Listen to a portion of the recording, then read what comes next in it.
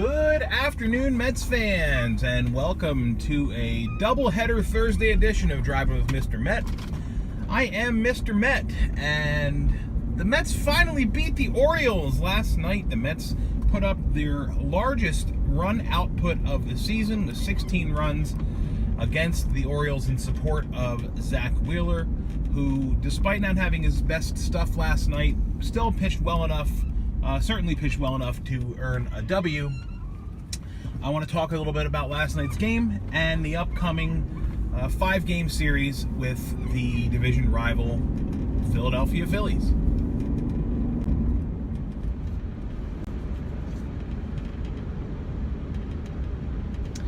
Last night, Zack Wheeler continued his winning ways. As I said, it wasn't a dominant performance.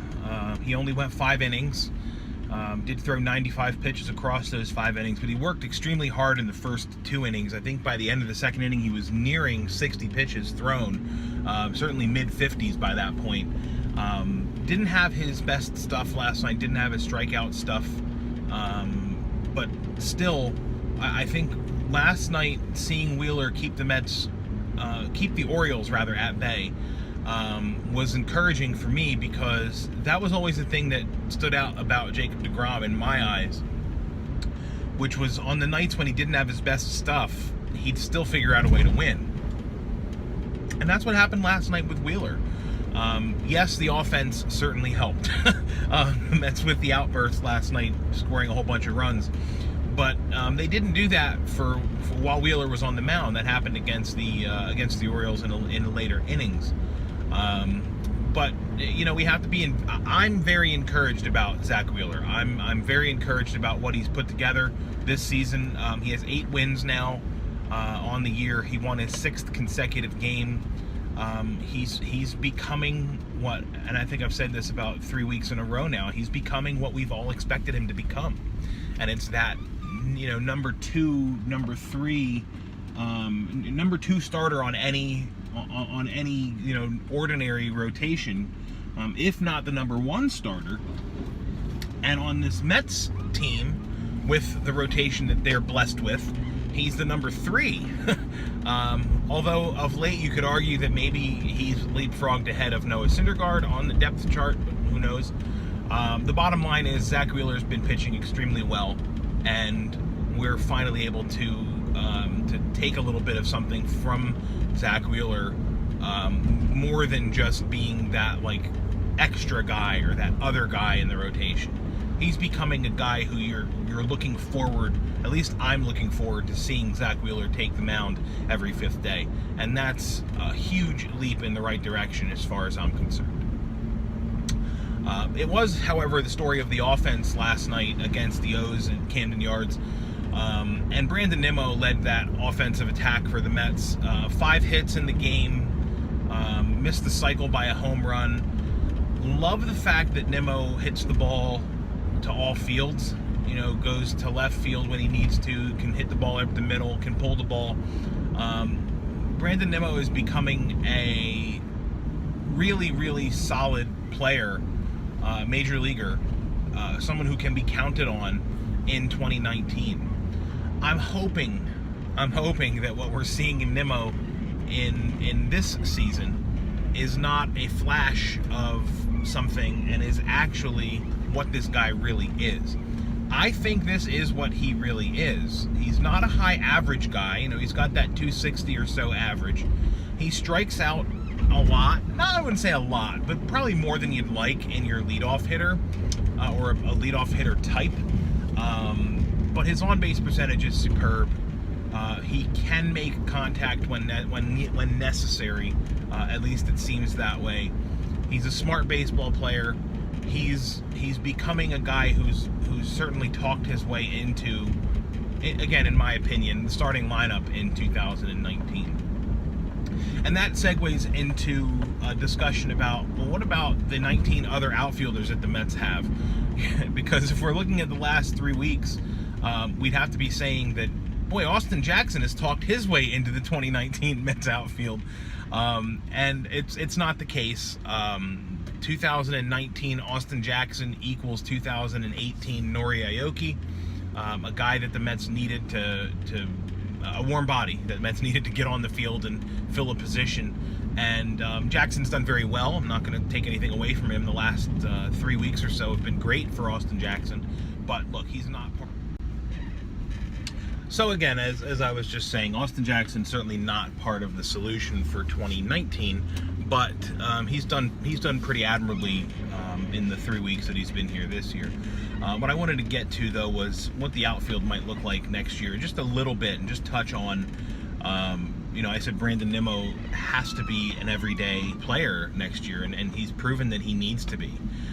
Michael Conforto, while earlier this year I was really on the fence. I mean, I was really concerned that Conforto had fallen off, and maybe, like the flash I was just saying about Nimmo, maybe that was what we had with Conforto. But of late, he's been hitting the ball much better. He seems to be having better at-bats. So I think a lot of his early season struggles can be attributed to the fact that he came back from his injury early, and maybe he wasn't ready to come back when he did. Maybe he was ready, but I don't know. He just didn't seem right, and he's starting to get back to that right now. The other question for next year, so Conforto, I think he's talked himself into becoming the everyday left fielder next year, understanding that Yoenis Cespedes is going to miss a considerable amount of time, if not the entire season, on the DL, recovering from his heel surgeries. So the real question is, what happens in center field, and what happens with Mr. Jay Bruce? And that's where I'm going with this line of questioning here. Jay Bruce is, as we know, rehabbing right now, should be ready to rejoin the team in the next week or so, which will be good because he can get about a month of baseball or so under his belt before the season ends. But in his rehab assignment, he's been splitting time between first base and outfield, and I think that's the case for next year for Jay Bruce. I think we're going to see Jay Bruce splitting time between first base and outfield in 2019. I think the question for Bruce this year, it's an anomaly. This season for Jay Bruce is an anomaly, and it's tied to the injury. His plantar fasciitis is what led to his back problems, which of course led to his inability to swing the bat, which led to his spending almost half the season on the DL. And frankly, the half that he was here, he wasn't very good. So it's all tied back to this injury. I think 2018 was an outlier for Jay Bruce. I don't think he's on the decline. I think he'll be an integral part of the 2019 Mets team.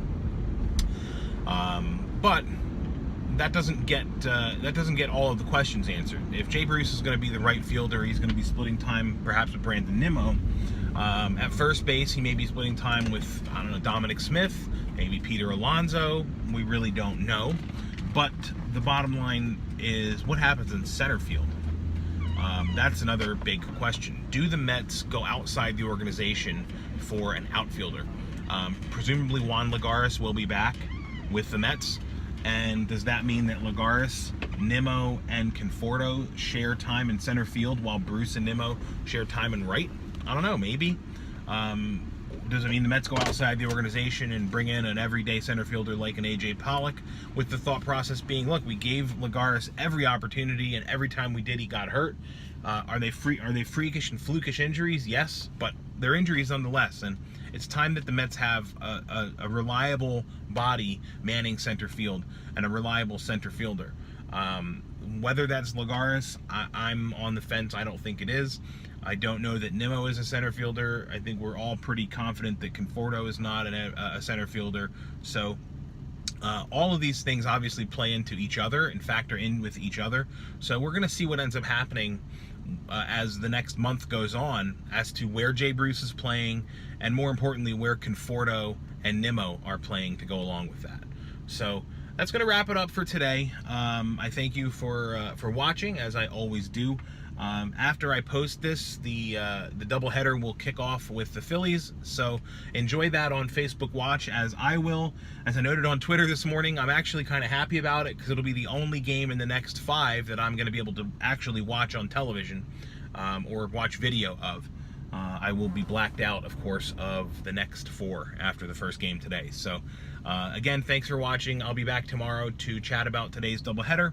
Until then, follow me on Twitter at Mr_Met, and as always, let's go Mets.